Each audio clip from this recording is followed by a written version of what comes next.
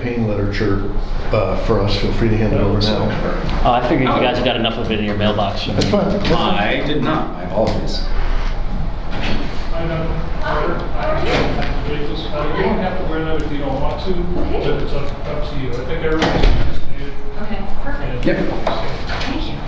Triply so, please. Sit on the other side of the table. Okay. Join us over here. Everybody got water and needs water. Good to see you. Hi. No. Pleasure. How are you? Hey, good to see you.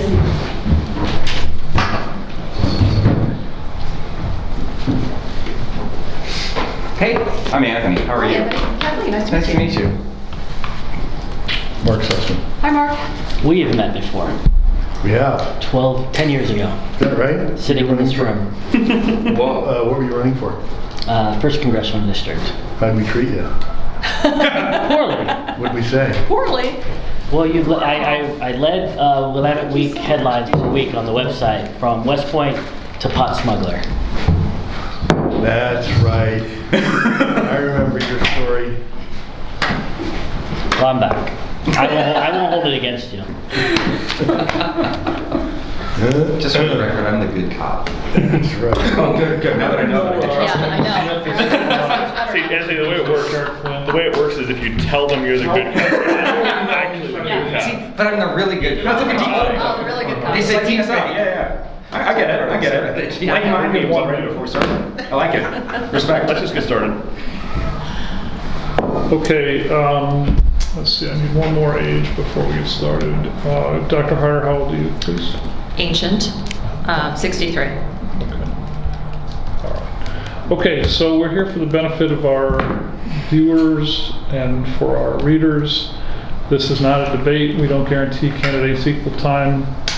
If you want to follow up on something one of your opponents has said, please do so briefly and respectfully. Don't talk over other people. We're going to start by asking you all to briefly introduce yourself, a little bio about where you came from, what you do now, and where you live within the district. And we'll ask the first person to actually describe the geographic contours of this district for our viewers, because they won't mostly be familiar with it since it's a new district. Brian, ready? Okay, let's start with you, Rep. Alonso, if you would. Alonso Leon, sorry, if you would introduce yourself, tell us the district, and go from there. Sure, Representative Teresa Alonso Leon, thank you for having us. Buenos dias, still morning. So the new 6th Congressional District goes far south as Jefferson, and it goes westbound over to Yamhill and Polk counties, and it covers part of Washington County and part of Clackamas County. So I think the northern part of the new Congressional District goes up to the Beaverton-Hillsdale Highway. Is Lake Oswego part of the new district? Yes. So how far north does it go from there? So up to the hills, the Beaverton-Hillsdale Highway. Lake Oswego's not in the district. A very small part. Very A very tiny sliver. Of Lake Oswego? Yes. Super tiny. The smallest is sliver. Great, thank you for that description. Now tell us about yourself, please. Sure. So I'm the daughter of farm workers. We came to this country as immigrants when I was 4 years old. My parents have been farm workers pretty much for the last 42 years. They worked in different farms within the new CD6. And I obviously grew up in the district.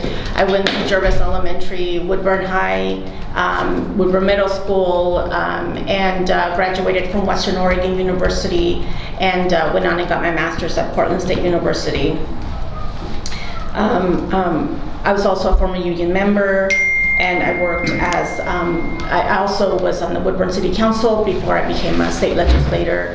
Worked for the state as the first GED administrator, Latina GED administrator. And then in 2017, I was the first indigenous immigrant elected to the House of Representatives to represent District 22. Thank you. I'm sorry, are you employed currently? I am not employed. I have my own consulting company. And what kind of consulting do you do? So, For whom do you consult? Yeah, obviously I used to consult more on education, program development, but I became the chair of the education committee, so that's a decided to focus more on leadership development, and that's what I've done. So some of my clients have been Capaces Leadership Institute. I also worked for the League of Oregon Cities and developed their equity framework. And so you've been in the legislature how long? This is my third term, so this will be my 6th year. Can you tell us what committees you serve on? Yes, I serve on, I'm the chair of the Education Committee. I serve on the Healthcare Committee and the Ways and Means Subcommittee on Education. Why are you running? So I mentioned that I grew up in this district, and my constituents actually asked me to run for city council the first time. Politics wasn't something that I aimed for. It was something that my community actually asked me to do. And they asked me to run for state office as well. And they're asking me to run for Congress. So really I'm doing this on behalf of our community in my district, who I've now been serving for 3 terms, as I mentioned, and have won double digits at every campaign that I've run. You've got a lot of opponents. Can you just take a minute and tell us why you are the best choice for this district? Absolutely. Being part of a community that I grew up in allows me to really know it in a way that I don't know that other candidates may know. We speak Spanish, English, and Russian. Those are the top 3 languages. And for me, it's important that we have an inclusive campaign. So my website actually is Spanish, English, and Russian to acknowledge and honor the community that I serve. It's been an honor to lead my community. We have, geographically very diverse population. I think it's one of the most diverse congressional districts now, and I believe that this district deserves to have a leader that has similar lived experiences as they do, because many of my lived experiences mirror the communities that I've been serving. That's why I believe I would be the best candidate. Last question, how much money have you raised? I probably have raised a little over $70,000. I'm a grassroots campaign. I probably am the last candidate who joined the candidacy or this particular race. Majority of my donors are from Oregon. I think it was like 95%, I think, from Oregon. So Who's your largest donor? I'm sorry? Who's your largest donor? Who's my largest donor? I would probably say that I have some donors who have donated up to $2,800 from a local community leader. But yeah. Okay, thank you. Great. Cody. I sat in this room 10 years ago when I ran for Congress the first time for the special election in the 1st Congressional District. And So wait, this was to replace Wu? Is that, it was the Wu? yes. Okay. And Who did you run against? Suzanne Bonamici and Rob Cornelius. That's right, yeah. But I lost in that election, and I realized then what we all know now to be true is that it takes money to win elections. So what I did, and everybody had talked to me in that race, and they said, "Hey, we like your values, but you need to set your sights lower. You need to pay your dues, and when it's your turn, you need to run. Then you can run for Congress." And I'm not the kind of person who does things like that. So I said, I'm going to make the money that I need to run the race I want to run, or I'm not going to run at all. So over the past 10 years, that is what I've been doing. I have been making the money that I need to self-fund my campaign, so that the only people that I serve and the only perception of the people that I serve are the people of Oregon. So Cody, back up for the benefit of others here, just give us your life story. Sure. I grew up in Hawaii. I lived there with myself and my siblings. My mom is a single mom. I have 3 other brothers and sisters, plus a adopted stepsister. When I was 11, my mom couldn't care for a preteen boy anymore. She sent me to live with my father. When I was 13, my father moved out of the house, left me to care for my disabled brother. This is where? This is in California. When I was 18, my sister moved from Hawaii to Oregon to start a new life, and she didn't have family or friends here, and she asked me to come help her. So I moved up here and helped her establish herself. So I've been an Oregon resident since 1996. I got her, we got her established, and then I joined the Army. I served in the infantry with the 101st Airborne Division. I was deployed to the Middle East, and then I was accepted to West Point, where I graduated in 2003. So pardon my ignorance. Sure. You're going to quickly tell my lack of a military background, but did you go to West Point late in life? I was 21 when I entered West Point. So no, that was just about right. Well, And so West Point that has multiple- requires a congressional appointment, does it not? So the Army has 200 direct appointments per year. And you were one of those. And I was one of those. So you did not have to get No, Wyden or... I earned a direct appointment through the Department of the Army. Huh.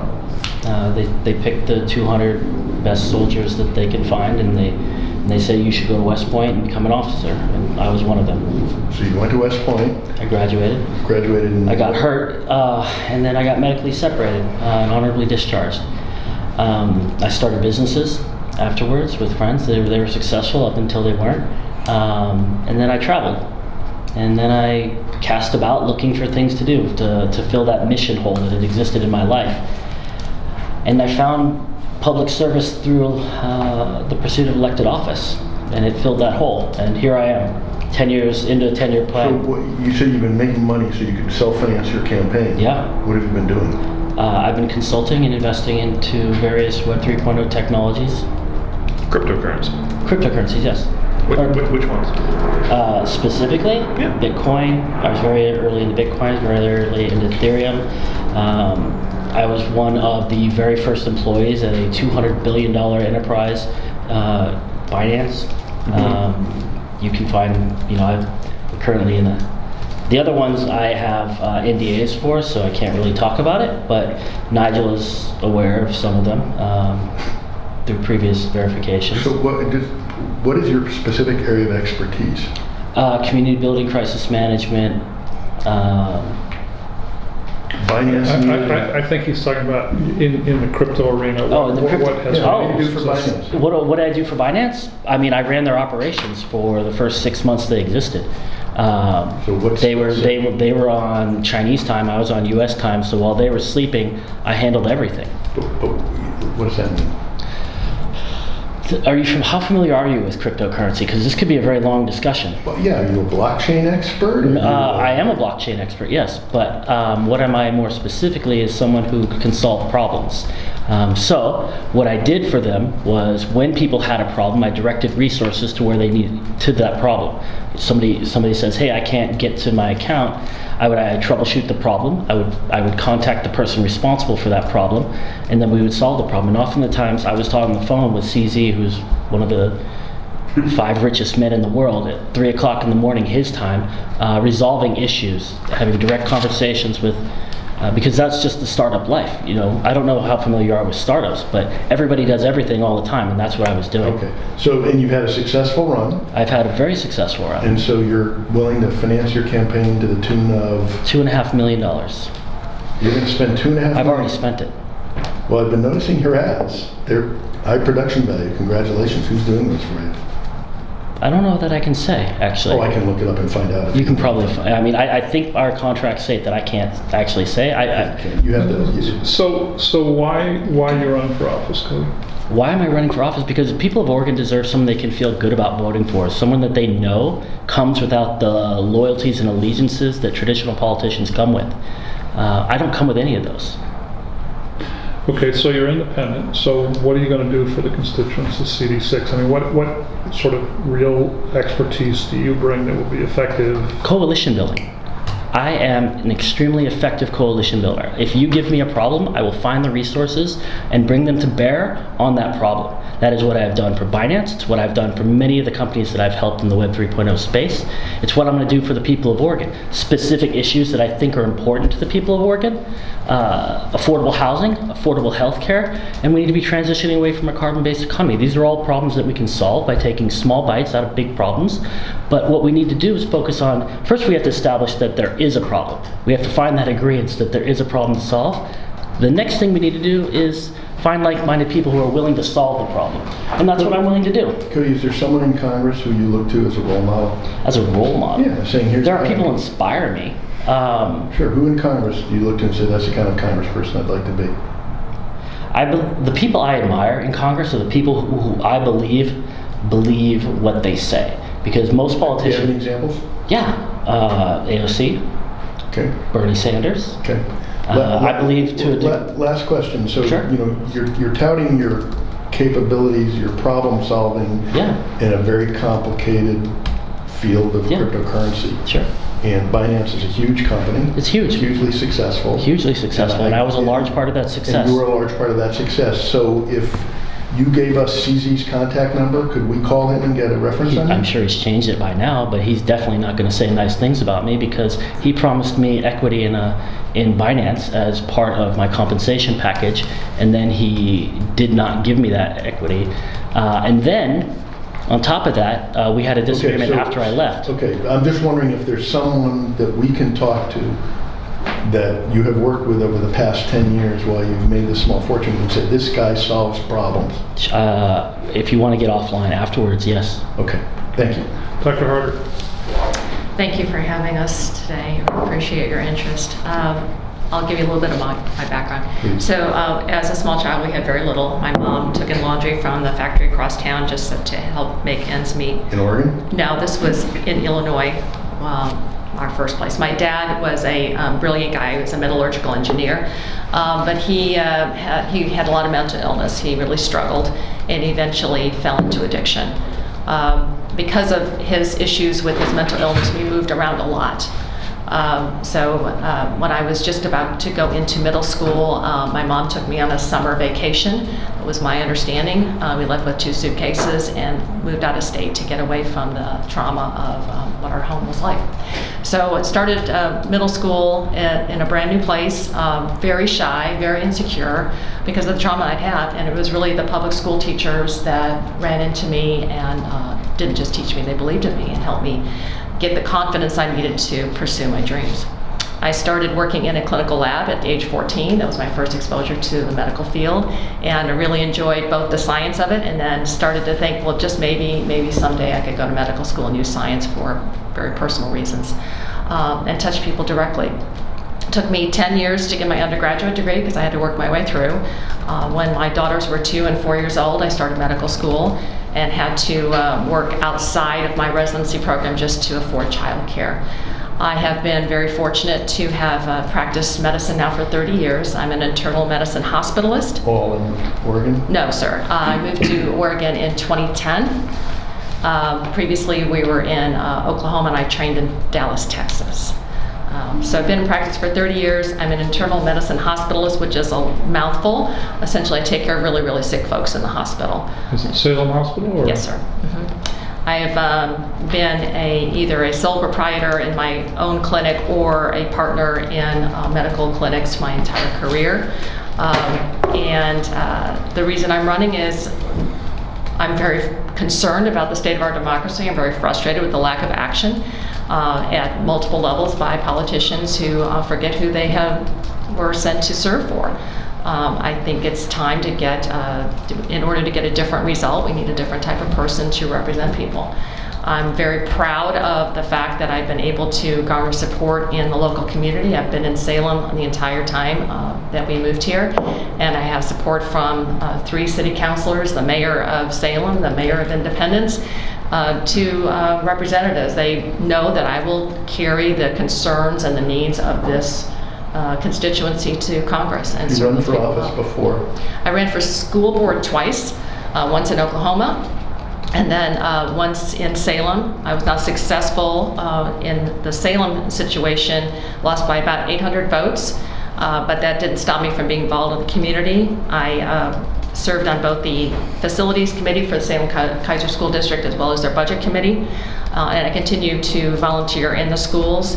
I also volunteer in local city medical clinics, free clinics, and I'm the immediate past president of the Oregon Medical Board, which is in charge of the regulatory and licensing of all the physicians in the state, with focus on patient safety. So how do you explain to your kids, I've never served in office before and I'm running for Congress. I'm a doctor, I've got a good job, and now I'm going to be a politician. How do you make that jump? Actually, my kids are not surprised at all. Both my kids, well, I have three kids. Fine, I am. So because I've always been involved politically. I mean, I've legislated at the state legislature, for example. Right. Lobbied on different things. I have been very involved in my community. Right. So it is a natural next step after I have been involved in my career for 30 years. It's time for me to serve in a different capacity. Right, but one could suggest that a natural next step for you would be to serve in the legislature or the school board, not to run for Congress. Certainly, and if that opportunity had presented itself, that would be a consideration. I think this is a very unique opportunity to serve a brand new district that really can change the entire complexion of Congress. And it's an immense opportunity and a huge responsibility that I take very, very seriously. And is there an issue in particular that you want to work on? Many. Obviously, healthcare is my passion, and I have been on the front lines taking care of COVID patients in the hospital setting for the last 2.5 years. I see how very poorly our healthcare system functions for patients, their families, and healthcare providers as well. We have a huge problem with homelessness that's not being addressed. Our public schools are in crisis, and we have an existential crisis with our climate that's not being addressed. So these are all things that I'm very passionate about, and we don't have time to waste. We can't wait for the political With the exception of climate, the first two issues you talked about, Yes. homelessness and what was the other Healthcare. one? No, K-12 education. Are those really federal issues? I mean, if you really want to have an impact, is that where to go? If what you really want to work on is homelessness in Marion County? Yeah, is I the think... federal government the place to go? Right, so anything that's going to be done locally has to be done in a collaborative fashion. That's what I do for a living. Essentially, I identify problems, solve problems, getting whatever groups together have to solve that problem. I do that every day with patient care. And it really is much more than just, there's not enough local resources to handle the problem of homelessness, for example. And the problem Really? itself is very complicated, yes. The problem itself is very complicated. It's not just about the lack of affordable housing, which trickled down from failed housing policies of the past. It's not, but it's also about housing. It's also about mental illness and the way we treat those that need the help that they need. It's also about addiction and drug abuse and the inadequacy of how we're handling those problems. And so yes, it absolutely has purview across all different levels of government. Okay. And nonprofits. What brought you to Oregon? 2010, that's kind of a... My husband and I change. were recruited to work together as physicians. He's also a doctor. physician. Okay. And how much money have you raised? About $480,000.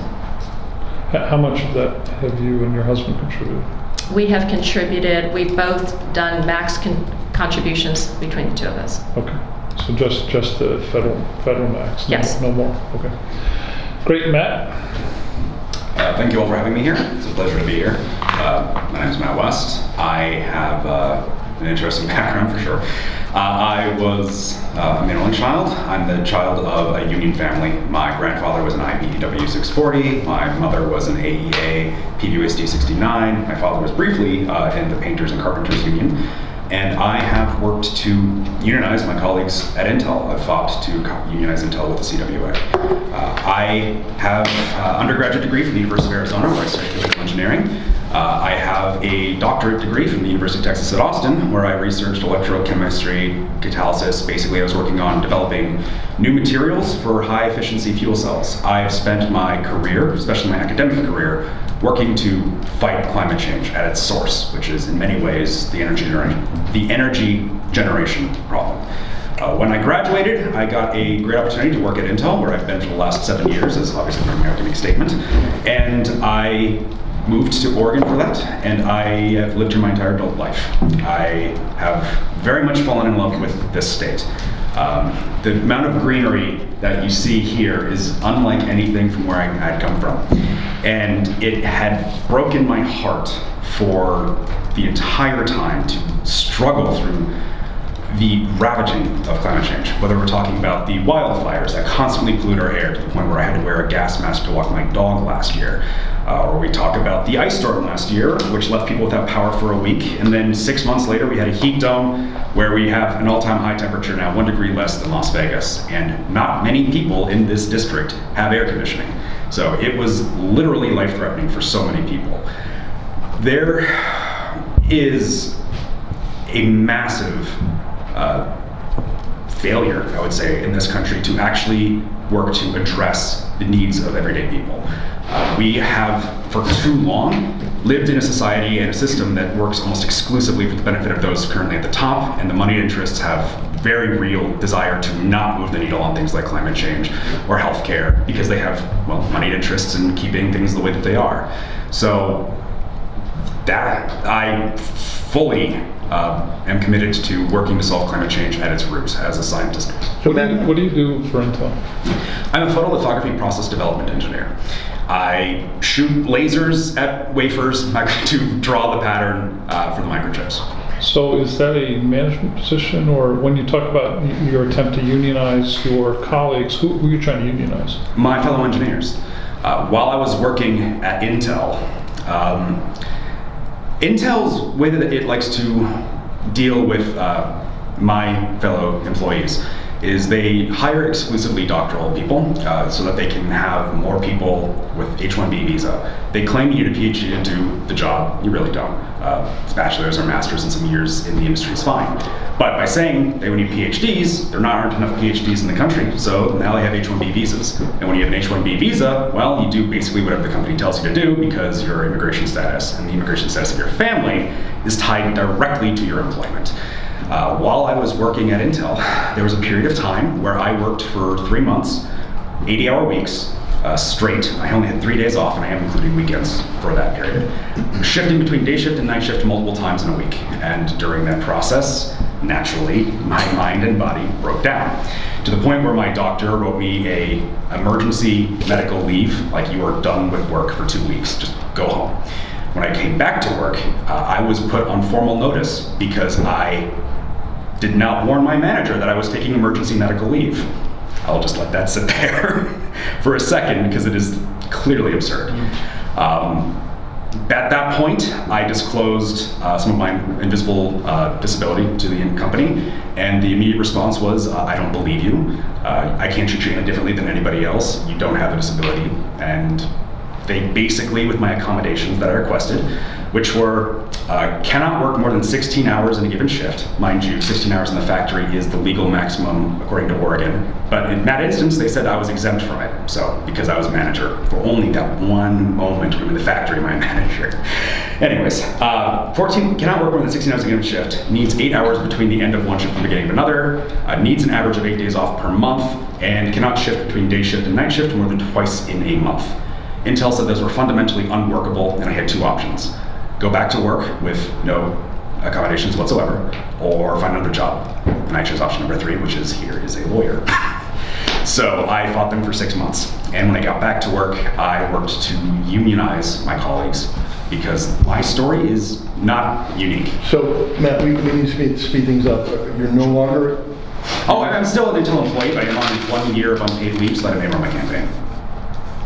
Gotcha. And have you run for office before? No. So what's the animating energy in your campaign? Why would you? Sure. Climate change, income inequality, the injustice that the everyday people have suffered for far too long. Again, same question. You've never run for office before, Sure. and you're running for Congress. I am extremely proud of what Oregon has done when it comes to fighting climate change. That said, it is a national issue. Oregon can't solve it entirely on its own. That's not the question I asked you. The question I asked you is, I assume all of you are planning on winning. You've never run for office before. You've got no legislative experience. the chances of you winning this race are substantially less than if you try to address climate change by running for the legislature. And so you just, we're sitting here trying to sort out people's motives. Sure. It's just kind of puzzling. I go back to it. My motive is that we need to address climate change. But realistically, you realize what your chances are. And so of being elected.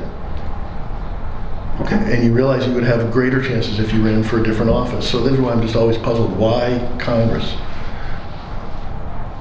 For me, it's not about getting in office for my own gratification. It is about solving this fundamental existential threat that has been completely unaddressed. And the people who are currently in office have no technical understanding or scientific understanding of how to actually address it. For often, many of these people talk about what's politically expedient as opposed to what's scientifically necessary, and they dismiss scientific facts at hand. How much money have you raised? I've raised about $300,000.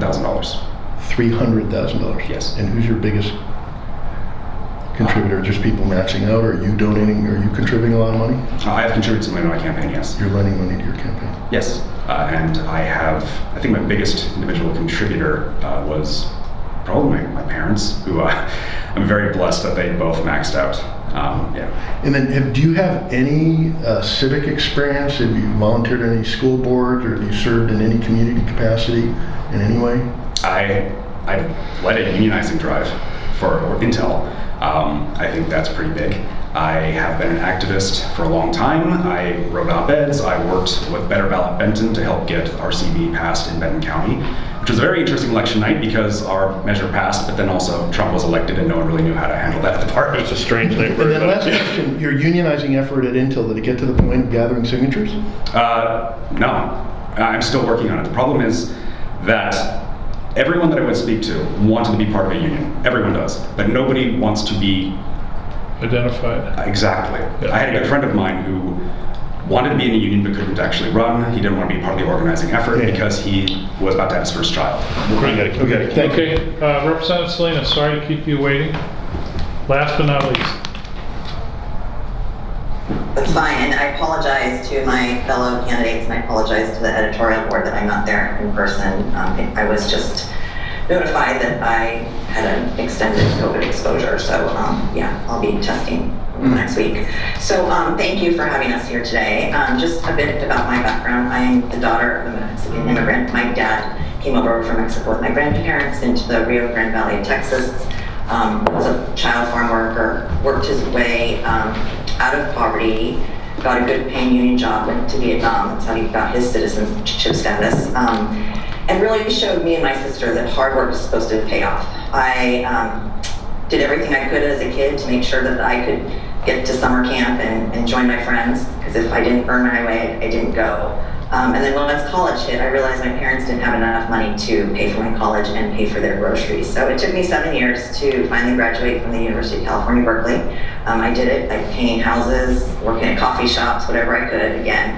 But it really made me realize that, people are frustrated, I think, by this kind of like hard work should pay off. I've played by the rules and it still doesn't work for me. And then my final semester at Cal, I interned with Senator Feinstein. And it was her race in '94 against Michael Huffington that really kind of opened my eyes to the need for campaign finance reform. That race was almost stolen by a rich millionaire. I was really interested. I moved out to DC. I started off at a trade association and then started working after about a year. It was the Republican Revolution and a lot of Democrats were out of work, so worked for a trade association for a year. I really wanted to be on Capitol Hill. I started at the very beginning as a staff assistant with Senator Harry Reid. Quickly worked my way up to a legislative correspondent where I was writing letters to constituents, taking constituent phone calls, helping out the press department, whatever I could, and then moved over and became a policy advisor for Congressman Pete Stark from California. I served as his tax, trade, and social security policy advisor. Worked there for about 7 years. Really enjoyed the Stark office, got a wealth of information and experience doing real policy in a congressional office. Decided to have a baby, worked for a couple of years for a union after that, and then decided DC was not the place for us anymore, and decided really to start that family here in Oregon. So my spouse, Amelia, and I moved out in '06, and immediately I started working for Congresswoman Darlene Hooley. And this gave me another, and this was the third member of Congress I worked for, really gave me a great perspective on constituent needs, kind of the entire 5th congressional district at the time. So, covering, went out to the coast. So I was meeting, my issues that I covered were business and the environment, as well as Clackamas County. District 8. And I just got another great kind of mentor and example of what good constituent services are like. And Senator Bocas and I used to talk about this all the time, about how she really was the ideal constituent service legislator. And then after that, after she retired, I started working as, and the Oregon Environmental Council really picked me up because of my work that I had been doing on the Willamette Falls locks, which is still a legacy issue right now. It's kind of come all full circle. I serve on the Willamette Falls locks commission right now. Anyway, so worked for them and then started consulting for other organizations as well. Picked up a few other environmental organizations. I worked for 2 choice organizations named Pro-Choice Oregon and Parenthood Advocates of Oregon, as well as SEIU. I really started with 503's health program, trying to figure out how we move public employees into the exchange and make sure that they get quality health care, at the same time working out a deal with the governor to make sure that the exchange was up and running. So really working with SEIU for a number of years, and then moved over and started working with SEIU Local 49 as well. So worked for both unions and state council on their agendas, and then started doing a little bit of work for AFSCME. So worked for a number of years, like I said, working on environment, choice issues, and then really union, but with a focus on healthcare. And then once the appointment work opened up in 2017, when Judge Leininger, or time Representative Leininger, decided to move over and become a judge, is when I stepped in for the appointment, and that was at the time of Trump, and I saw what Amelia and her students were going through, especially with a lot of anti-Semitic and racial hate rhetoric in the schools, and it really motivated me to actually become the member, to become the legislator that I've always been behind the scenes trying to support and move and lobby as an advocate, as a member of my community. So I've been serving since 2017, since September of 2017, and in the state legislature for House District 38, which is southwest Portland and Lake Oswego. So, and then, Rep. Salinas, you led the redistricting committee in the House, correct? I did. So you're running for a seat that you created, in effect. What I always tell people is, if you recall, I didn't create this district. Actually, it was Senator Courtney who created it. Republicans were going to walk out with the map that we had previously, and that was more of a joint creation. And at that time, that map didn't go into Lake Oswego at all. So Senator Courtney tweaked it to make sure that he could try to get Republicans to stay. That's what happened, and that was the map that finally came out. And so he moved things around, I think, to accommodate Republicans, to get them to stay and not walk out. And do you currently live in the district? I don't live in the district. I live about a half mile away. So how should constituents in CD6 feel about that? So what I say is, I've been representing a portion of the district since 2017. This, kind of southeastern portion of Lake Oswego. It's not a huge portion, but I have been representing it. And I have been working with this district from the time I started working with Congresswoman Hooley. She had a Salem district office, like I said, business and environment. I went all over the district, the 5th congressional district, to address constituent needs and to work on policy and let constituents know that what her policy positions were. As an advocate, I've been working with public employees who live and work in this district. I've been working closely. I served as the consultant to the Farm Workers Union, Cocoon, in 2016 when the minimum wage bill was passed, and my job was to make sure that farm workers had a voice at the table and were in the negotiations and were included in that bill. More recently, I've been working with growers as well as the farm workers again to pass a bill to move to overtime pay for farm workers. And I would say that I've been serving the constituents of Southwest Portland on their needs in terms of healthcare as the House Healthcare Chair on, really trying to push down on the cost of healthcare. I know it's important to families and businesses. Paid family medical leave was a big issue for me when we passed that bill, and really working on climate. I think all of these things are important, as well as a woman's right to choose. And I was the lead lobbyist for Near Out Pro-Choice Oregon when we passed the Reproductive Health Equity Act, and that really does determine, I think, a family's position whether and when to have children, but also a lot of women who decide to have abortions already have children. So again, kind of putting it back in the family's lap and allowing them to decide, I think was really important. So, well, one last question before we move on to others. You've worked for SEIU and you've lobbied for SEIU, and in Oregon, SEIU is probably the most powerful single force in the state legislature. How would you tell constituents that you'd actually be independent if you were to be elected to this position rather than just carrying water for the public employee unions? Yeah, so I think ultimately, that is a great question. Ultimately, I am beholden to my constituents. And what I would use as an example of something that I know SEIU did not like was House Bill 3343. It was a really aggressive campaign finance reform bill. And many of the unions did not like it. It ultimately did not pass, but it was something where I know voters and constituents do not like money in politics. And this was something that I was willing to go up against because I do think in order to rebuild trust and to really, I feel like, save our democracy, this is a starting point. We have to basically say to voters, money is not going to influence essentially our elections the way they do now. So, Andrea, how much money have you raised? I raised, we're finalizing our numbers now, but about $521,000. So you appear to be the leader in this race. You have an opponent, you have an opponent who's in the room with us, Cody, who's got a much bigger budget, but it's all self-financed. And he says because money has a corrupting influence on politics. So is she corrupted by all the money she's receiving? I think that there are a lot of people in this district who have her phone number, who might have an interest outside of the interest of the people of the 6th Congressional District. I didn't understand that. Is she corrupted?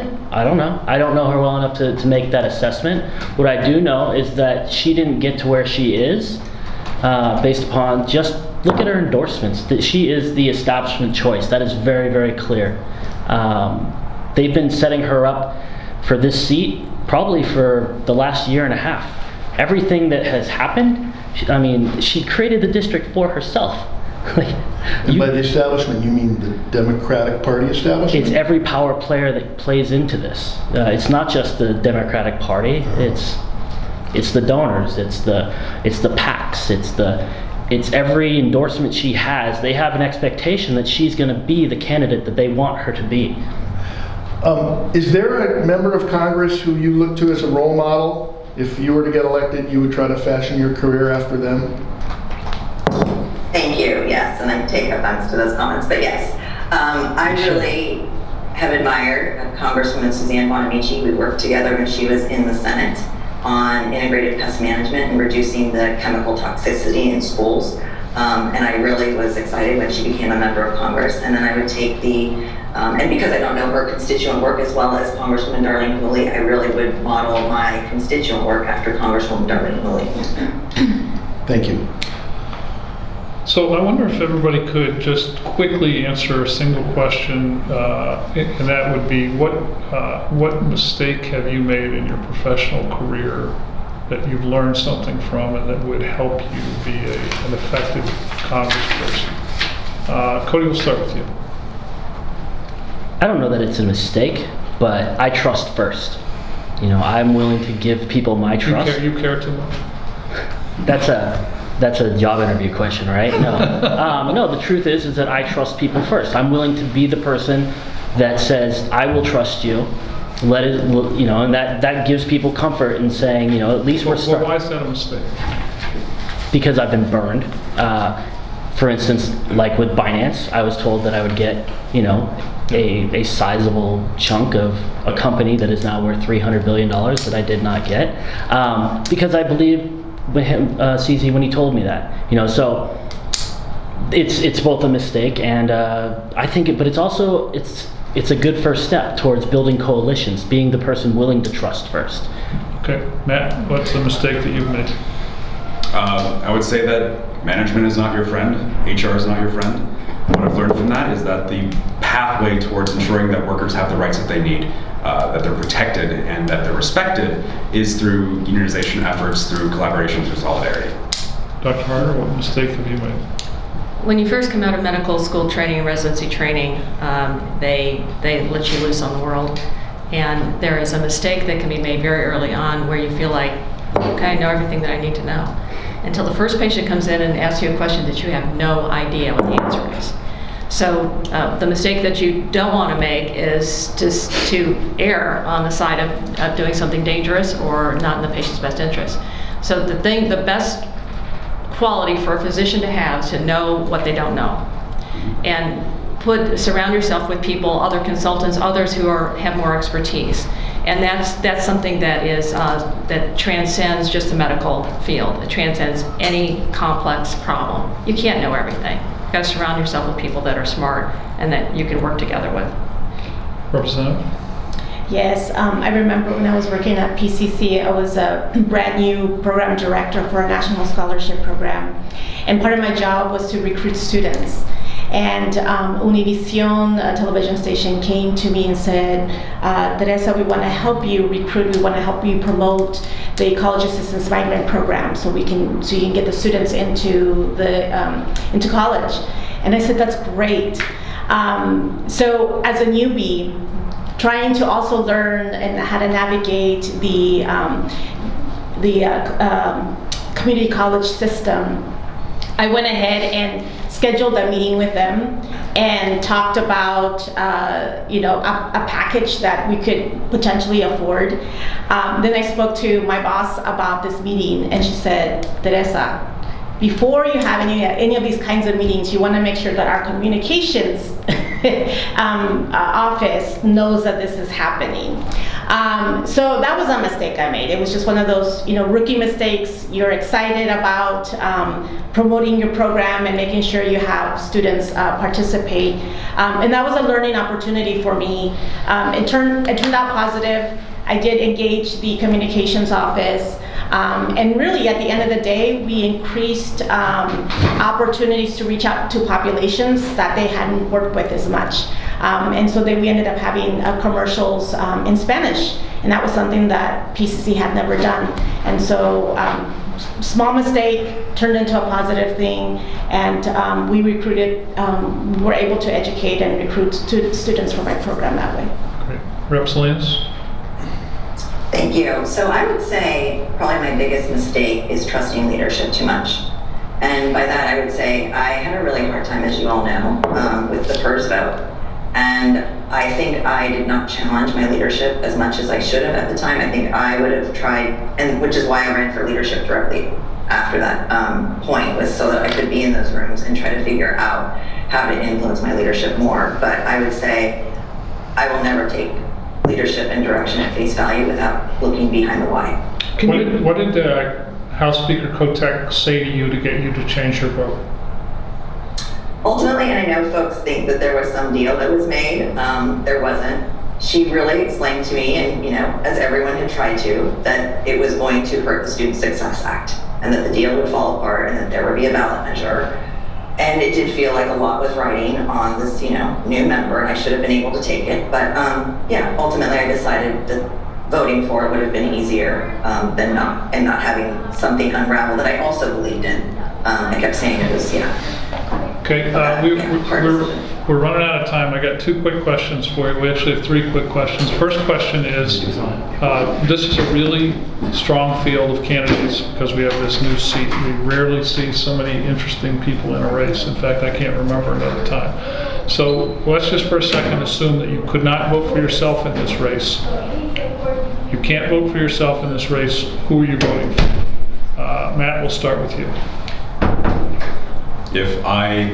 Thankfully I do live in the district, so I am able to vote for myself. But I'm saying you couldn't vote for yourself. But outside of that, if you forced me to choose somebody else in this race, it would be Andres Lewis. Why? I think that her and I are the only 2 people in this race who are able to run it. I believe that we're the only 2 people in this race who are on the left side of things. To that point, I am more progressive. I do believe in single-payer Medicare for all, for example. That said, there are a few people in this race who I think. Sorry, dangerous. we're going to move on. Representative Salinas, if you couldn't vote for yourself, who would you vote for? I would vote for Representative Alonso Leon. This district is 21% Latino. I feel like we have an opportunity to give voice to what has historically been a marginalized voice at the congressional level in Oregon. Great. Dr. Harder, couldn't vote for yourself, who would you vote for? Well, I just got to tell you, I'm excited that I can vote for myself. Yes, I'm sure you are. But if I could not vote for myself, I would vote for Representative Salinas. Why? Because I think she does have the depth of knowledge that is important and would serve the district well. Cody? I'd vote for Representative Alonso. Why? Because I think her and I are the only two real people in this race. The rest of these of our opponents are politicians. They're interested in their next job. They don't care about serving the people the way that These two have never been in elected office. They have less experience than you do. How are they politicians? the way they talk. They don't. They talk like politicians. Okay, Great. gotcha. Representative? I would vote for Representative Salinas. How come? I also agree we need to have representation at the federal level. We've never had a congressional leader of color, and I think it's time. Nobody wants Carrick Flynn? Okay, I'm going to give you each a chance to ask one opponent a question. Please make it a question, not a statement. Make it a question they can answer succinctly. And this time, Representative Alonso Leon, we'll start with you. If you would like to, you can pass. If you would like to ask any opponent any question. Let's see. I'll ask Kathleen a question. Kathleen, we have a very diverse congressional district. How are you going to ensure that everybody's represented in this district under your leadership? Thank you for the question. And you're right, this is a very diverse district, and it's got urban, it's got rural, it's got multiple different ethnicities present in it. I think the way that I represent it is exactly the way I'm running this campaign, is I'm going out and I'm talking to people, I'm going to their communities and finding out what's important to them. I've made hundreds of calls to people within this district to find out what issues are important to them from all different walks of life. That's exactly how I do it. I also am very committed to term limits. I believe that we should have a servant form of leadership so that people don't park themselves in Washington and forget from whence they came and who sent them there. I think people should have to go back and look at their constituents in the eye and let them know what they did for them. That's exactly the way the model should be, the way it should work best. So I feel I could represent everyone in this district because I will literally listen to them, every single one. Dr. Harder, please ask whoever you would like to ask the question. I would ask Andrea, why do you feel that you represent this district when you don't live in it? You said you had represented a part of the district that's, from what I understand, it's only about 7% of the district. How do you feel that you truly understand the needs of the people that you would be serving? Thank you. So I have been working with different constituencies and communities and groups of people in this district, whether it's Moms Demand Action, the Southwest contingency of Moms Demand Action, whether it's the public employees of AFSCME, SEIU, who are workers and live in this district, and I'm hoping that they'll come out and knock doors for me. Both organizations have endorsed me, or the farm workers in this district as well. I feel like I have been representing people who live and work in this district as an advocate and helping them to achieve actual policy wins in the state legislature. So I feel like I understand kind of the emotional charge that's going on as a member of the BIPOC caucus. We've been reaching out to the Newburgh School Board, and I'm just really in touch and talking constantly as a state legislator with so many diverse voices from this district. I don't just get mail from, House District 38. We really do. As a, chair of the House Healthcare Committee, I'm hearing constantly from people all over. I hear from, Salem Health. I hear from Legacy Health. I hear from all the hospital systems and certainly providers from all over the state. So I feel like I have a track record of delivering for people in this district. Representative Salinas, could you ask an opponent a question, please? Yes, I would ask Mr. Reynolds, if you don't win, would you consider running for a different position that serves your community within the next 2 years? No, this is the end of my 10-year plan, the end of the middle, or the middle of the end. I've been working towards this seat since 2012. I recognized back in 2012 that we were going to get a new seat, and I said, and everything I've done since then has been towards this. I'll go back to the work that I do mentoring artists and business owners. That's another way I can serve, and I have served in the past. This has consumed my life for 10 years, and I'm ready to move on or move forward. Okay. Cody, would you like to ask anybody a question? Yeah, I'd love to ask Teresa a question. So with Representative DeFazio retiring, we don't and we won't have an elected representative in the federal delegation with veteran service unless I'm elected. How do you, or how can you represent veterans in this state without that record or that understanding of what it means to put your life on the line in service? Thank you for that question. Actually, I do. My brother's a Marine. He went into boot camp right out of high school. I was in Mexico when the Twin Towers fell. And that was really painful because we knew that he was going to be called into war. And he did. He was called to Afghanistan. And as a frontline, because he's a Marine, and there was a lot of footage, obviously, it was really hard for me to watch all of the news broadcasts and the impact that it really, I think we felt it all over the world. But I absolutely understand what veterans go through. From personal experience with my brother, he served 2 tours, and he shared what he could, and we were there as a family to support him. I'm so proud of him. He came back and lived with me his first year of college, and I told him, your options are you go to college or you go to college.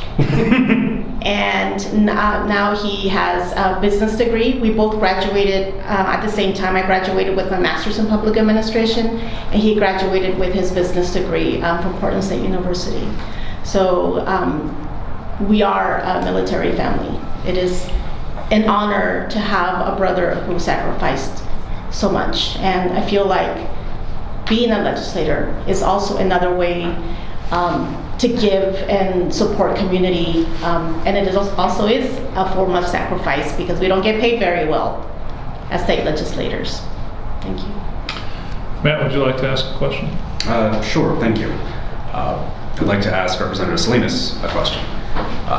This is shaping up to be a very interesting primary, shall we say, with a ludicrous amount of dark money that is beginning to flood it.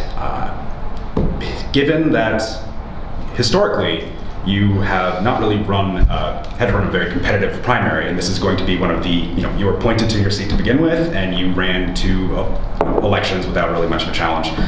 How are you planning on actually fighting back against all of this money, all of this spending, what's quite likely the most hotly contested primary election this cycle across the entire country? Yeah, and thank you, Matt, for that question. And I've been asked this question a lot, actually, because there is no way I'm going to be able to raise millions of dollars before the primary. That is clear. So I'm going to have a robust ground game. I was finally able to afford to bring on a field organizer who's already started knocking doors. He's knocking doors daily. We're having canvases on the weekends, and I had over 80 elected officials, community leaders, and organizations that are willing to put boots on the ground for me and help me knock on those doors and really have that robust ground game. So in addition to, obviously sending out mailers, hopefully getting up on air right now or next week with the resources that we do have, that will be our path to victory. Well, thank you all of you for your time. We are out of time. We have time for one last question. It's sort of, we call it our fun question, although I don't always know that it's that fun. The goal, though, is to get a sense of you a little bit outside of the political life. So the question in this cycle is there a moment in the past year or the past few months when it felt, and you felt a sense of joy upon realizing that life had returned to normal from the pandemic in some way? I'll give you an example from my life. 2 weeks ago, I went to a Blazers-Pelicans game and was sitting there watching CJ McCollum and realized, my God, there's 18,000 people around here and maybe only a few of them are wearing masks, and we're just sitting here and watching a basketball game and we're cheering for our team. I didn't know when that was ever going to happen again. And I just felt incredibly happy for a moment that life had returned in some way. Now granted, it doesn't mean the pandemic's over, but it does mean that life has returned in some manner. So I'm just wondering, is there a moment for all of you when you felt that life had returned in some way? Representative, I'll start with you. Thanks, I love this question. Yeah, it was actually October, it was 14th or 15th of last year. We were still masked up indoors for sure, but it was the first time I had been to a concert in over 2 years and saw Violent Femmes out at Les Schwab Amphitheater, and people were dancing and it was outside, and yeah, actually had some good Oregon craft beer, so it was fun. Perfect. Representative. Yes, right after our last long session, I had been planning to visit my grandma in Mexico. I try to visit her as much as possible because she's my only living grandmother now. And so I got to travel to Mexico and spend time with her. While she was, unfortunately she was sick, but she's the heart of our family, and it was just so great to be able to be with her. Where in Mexico does she live? In the state of Michoacan. We're indigenous community, we're Purépecha, from San Jerónimo, Purenchecuaro. Mr. Reynolds. So I actually enjoy campaigning. One of the benefits of self-funding is I can have honest conversations with people, but that moment of joy that you're talking about was when we took the masks off and I could look people in the eye and see their lips move. And that was for me that moment of joy. Great. Probably and I've lived through a lot of COVID. I have like permanent mask face from wearing masks all during my shifts and everywhere else. But probably the best time was when we were all fully vaccinated. I was able to be there with my mother, who's 83 years old, her husband, my daughter, and my grandson, who's 5 and had just gotten his first shot. And we were actually all able to be there together. Because there was a time when I wasn't sure that my grandson, for example, would ever be able to see his great-grandmother. She has a lot of chronic lung conditions, so we were very cautious about how we exposed her. So it was a great experience. Great. Well, I feel like we've been through this before last year. So Sure. I'm not getting my hopes up too much now that we're all able to kind of go around again and start living a somewhat normal life. But for me, it was the holidays. My parents, the first time I'd seen them in 2 years. My parents are both very high-risk individuals when it comes to COVID, and so I hadn't been able to see family members for a long time. But I was able to actually have them. I hosted them in my small 2-bedroom apartment, and we had a somewhat normal holiday, and I didn't realize how much I missed that. I know the feeling. Great. Thank you to all of you for your time. Yeah. We really appreciate you coming in. Yes, Thank you. very much. Appreciate you coming in. Thank you.